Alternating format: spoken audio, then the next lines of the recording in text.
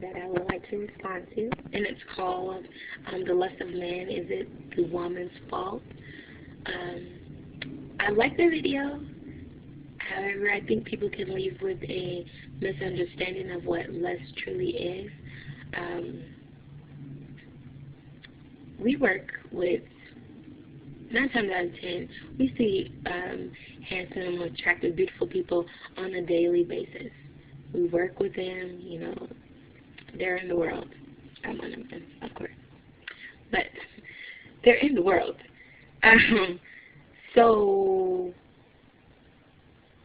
knowing that, if, someone approaches us or walks by us and they happen to be just like strikingly beautiful, that, and our response is kind of like, whoa, that sister is really fine or that sister is really beautiful. That doesn't necessarily mean that you have an issue of lust. And I think that's where we need to find, I think the balance of that has to be brought out. Lust is, wow, it is so far beyond seeing what a person has on.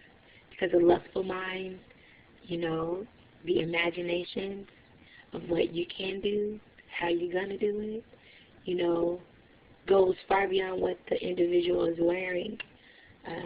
I liked Nuncio's video response where he talks about how in the Bible, in the book of James, where it talks about that, when a man is tempted, he is drawn away by his own lust. We're tempted on a daily basis. And it's not just with sexual things. We're tempted, on a daily basis. But you're drawn away when you give in to the lust of man. That's your own lust. So I understand that preachers across the world are, preaching on lust and how women need to do this, women need to do that. In a sense, it's right, but it's unbalanced because a man also needs to be accountable and women need to be accountable. But most importantly, we need to be accountable to one another. We need to be accountable to each other. If I know that all brothers don't face an issue of lust, but all men are visual creatures. So if I walk into a church, I dress modestly anyway. I'm not going to be I'm not going to be showing off my goods because that's not me. And as a wife, that would be disrespectful to my husband, But not only that, it's disrespectful to my God. So I'm not going to walk into anywhere. I'm going to always remain in modest apparel. I'm not going to give any free peeks of my packages because they're not for your eyes. They're for my husband's eyes.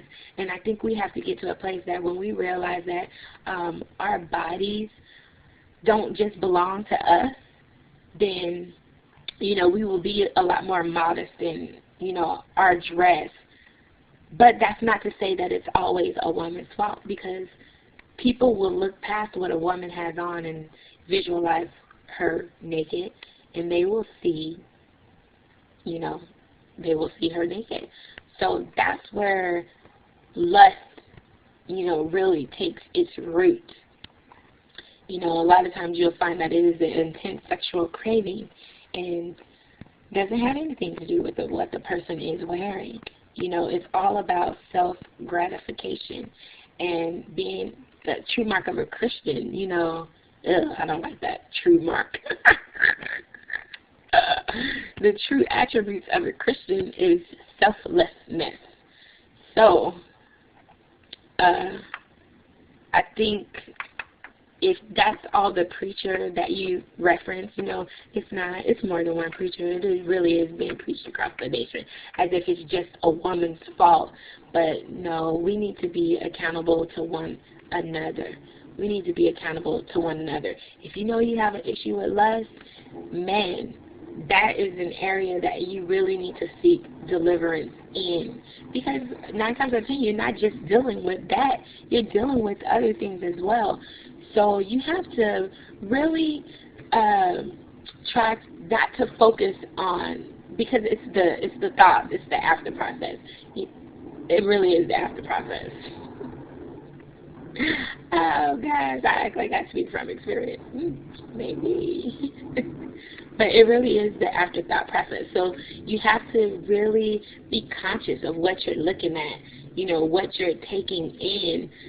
Because again, we see attractive people on a daily basis.